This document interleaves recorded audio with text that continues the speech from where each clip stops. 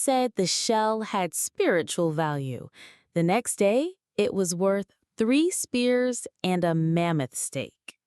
The day the shaman sneezed on a seashell and called it sacred, the tribe accidentally invented cryptocurrency. It started innocently, as most catastrophic ideas do. The Groknar tribe had grown tired of bartering. Trading a fish for 2 berries was fine until someone demanded a squirrel in return. The economy, such as it was a mess of growls, gesturing, and poorly communicated trades. Someone once swapped a spear for a promise of good vibes.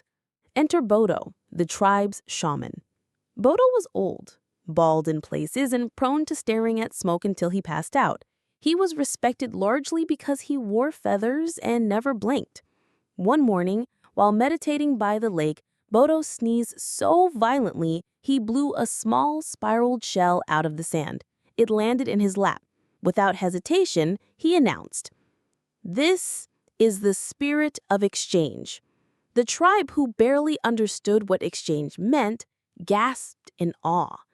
Bodo held the shell high. "It has no use. That's how you know it's powerful." The logic made no sense, but it sounded wise. By sunset, he had traded the shell for 3 cooked fish, a fur cloak, and a seat by the fire. The tribe was stunned. The next morning, a young hunter found a similar shell. He rushed to trade it for a woven basket. Bodo squinted, examined it, and nodded slowly. "That is a half shell, worth only 1 fish." The economy of shell coin was born. At first, it was just Bodo setting the value. 1 spiral, 1 meal. A cracked one, half a favor. A shiny pink shell? That's premium tier, Bodo declared, only for big trades like cave spaces or mating tokens. By the 3rd week, every tribal member was combing the rivers and shores in a frenzy, searching for valuable shells. Trading intensified. Rocks were exchanged for shells, fur for shells. Entire friendship circles shattered over a disputed shell value. The tribe was hooked. Soon, the tribe abandoned traditional trade. Why carry heavy firewood when a pocketful of shells could buy it all? Bodo declared he was creating a ledger stone, a large flat rock where all shell-based trades would be drawn using stick figures. To prevent fraud, he said. No one knew what fraud was, but it sounded terrifying. Every transaction was now scratched into the stone with a burnt stick. "Look," Bodo would say proudly, pointing at rows of circles and arrows, decentralized, immutable, and slightly smudged.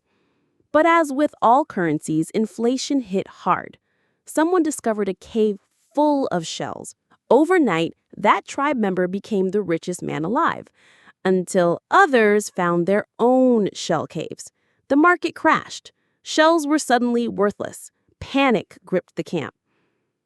To fix the problem, Bodo invented a new idea: proof of suffering. You could only mine shell coins if you brought them from the distant canyon barefoot, uphill during the hottest part of the day. "It's not about the shell," Bodo explained. "It's about the pain involved." A few fanatics embraced this. They limped back to camp with bleeding feet, holding 2 shells and calling it a successful mint.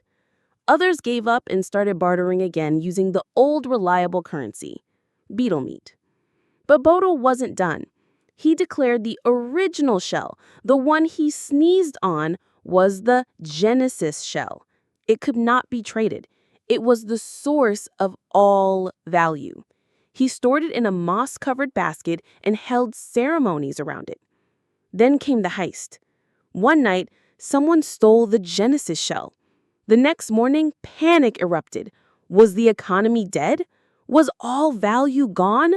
People began throwing shells into the fire in despair.